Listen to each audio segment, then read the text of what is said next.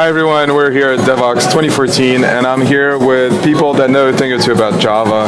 And I think you guys have read Effective Java, right?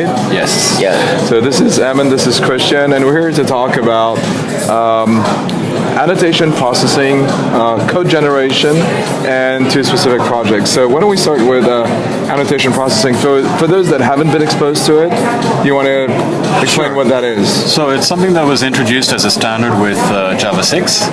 So there was a JSR that defined that, and there's a set of APIs that define it. And it's basically a way of extending the Java processor, plugging your own code into the Java processor that will run while compilation is running. And it's quite powerful. You can follow these standard APIs, which will work with both Java-C and ECJ because it is a standard. And you can arrange that when the compilation happens, your code gets executed, and that code can see what other code is being compiled.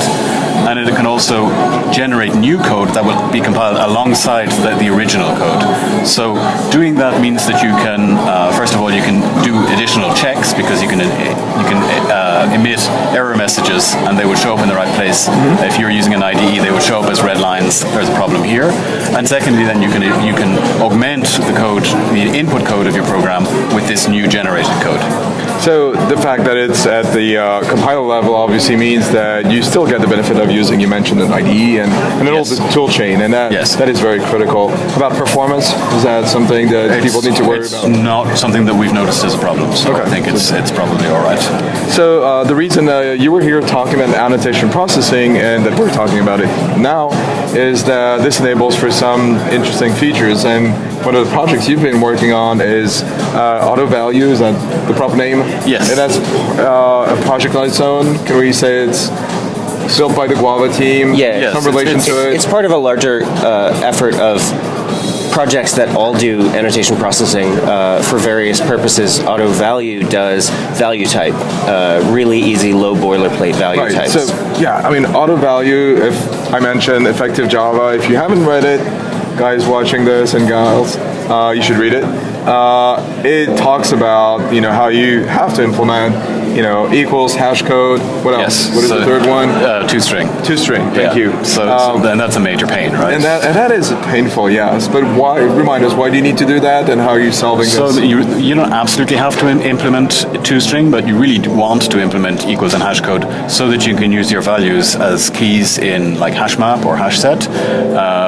If you have equals, that means you can use it in tests, so you can compare your object against an expected object and so on. So you pretty much always want to define these methods when you're creating a value type. So an immutable type, you really want to define these methods. And it's a huge pain because you're doing it exactly the same way every time.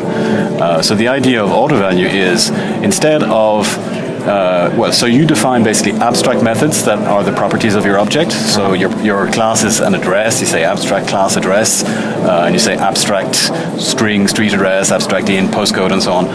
And you put the AutoValue annotation on that class. And so the idea with the AutoValue annotation processor is that it sees this annotation, and that causes it to generate basically new code, which is the implementation of this class.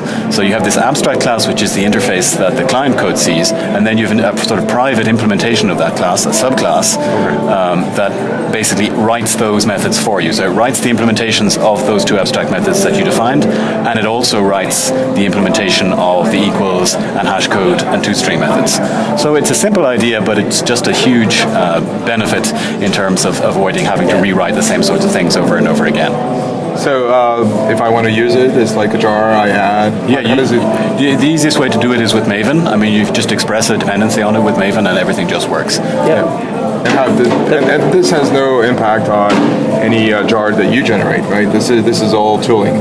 Yes, that's right. Yes. This is tooling, although the generated code goes in your jar. We actually made a choice to generate source code, not byte code. But it's not like precisely so you could go look at it. You're not carrying along a library or no. This huge dependency. AutoValue in particular is defined to be completely standalone. It doesn't depend on anything else in terms of what's generated. Yeah, Java 6 and above. Yeah. And you're configuring the compiler with the jar. You're not configuring your runtime with the jar. Exactly. Yeah. It's really at the compile time. Yeah, for sure. So there's more to it than just generating this. I know there's some nice additional features that people might want to use that is part of this. So when it comes to declaring things as being nullable, for example? Oh, right, yes. So it does do a certain amount of, so it does Optionally, yes. You can specify. See, if you don't specify a parameter as nullable, then the generated constructor will actually verify that it's not null. So there's a few things like that. We have GWT serialization, GWT serialization, for example. Okay. So a few extra bells and whistles like that. Yeah. Okay. So if you haven't checked it out, and it's what is the status of that project? I mean, in terms of how it's in a release candidate, and we had a discussion yesterday where we couldn't think of a good reason not to release 1.0. So I suspect we'll release 1.0 really soon now.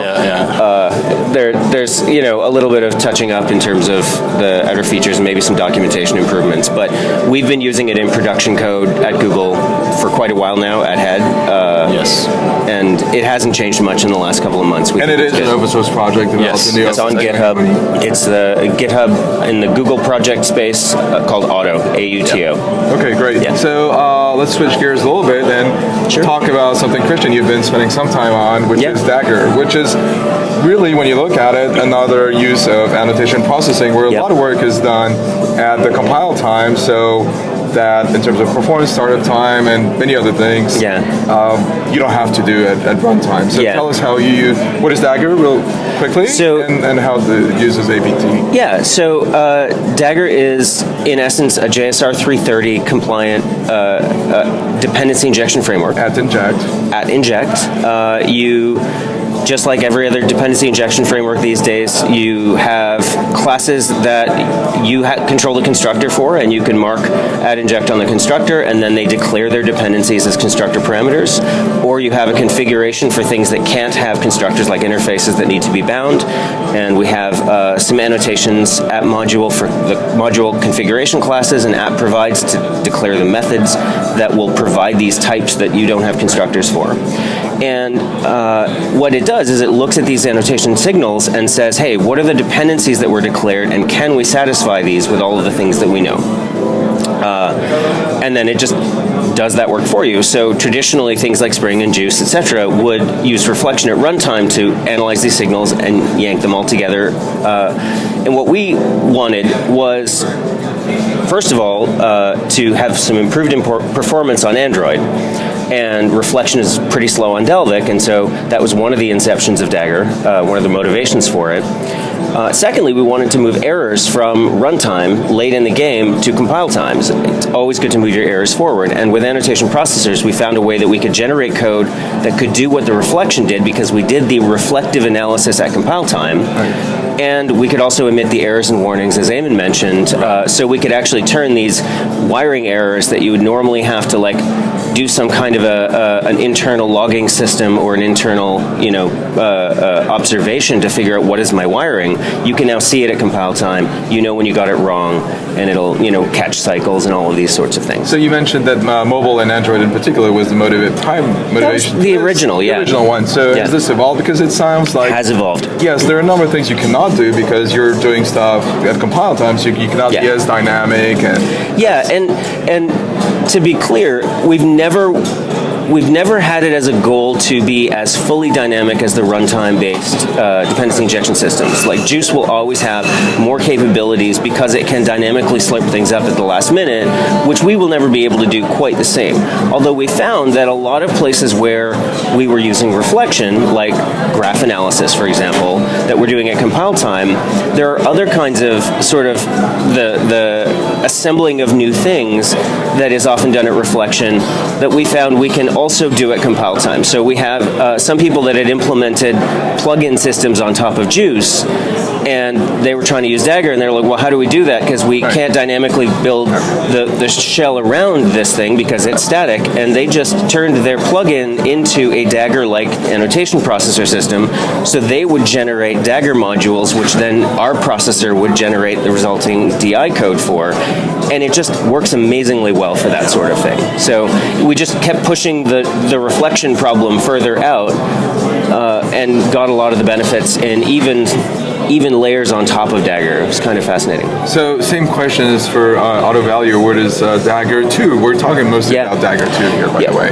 I should mention, so Dagger 1 did the exact same thing we're talking about, but Dagger 2, we went fully compile time. There was still some loading that was going on in reflection, and we've eliminated all of that with Dagger 2. Yeah. And then where are we now? Can I use Dagger 2? What has Google been doing, in terms of contributing and using Dagger 2? So Dagger 1 was a joint project with Google and Square. Dagger 2 is still a joint project in that Square's been consulting with us and helping, and we've been workshopping all of the ideas with the Square guys. But primarily the implementation has been written inside Google. We are using it in production on a couple of servers and quite a few Android applications, Dagger 2. So at head, it works. It's missing a lot of important things, like the validations aren't fully built out. So if you get errors sometimes in your graph, you'll sometimes get a stack trace where you should get a nice error. And that's just stuff we have to improve and work on. It's in a pre-alpha state. We haven't released a formal alpha, but we are pushing snapshots to Sonatype's snapshot repository. So if you use Maven, you can use Dagger 2 as 2.0-snapshot version, and you'll just get the latest from head. Okay. Every time we push to GitHub, we get a new version pushed out to Sonatype automatically. So for those people that have an issue with snapshots, how long would it be before? We're hoping to put together some sort of a developer preview in the next couple of weeks. We just updated the documentation on the website, so it is actually, there is some documentation now for 2.0, so you can get a sense of how to use it.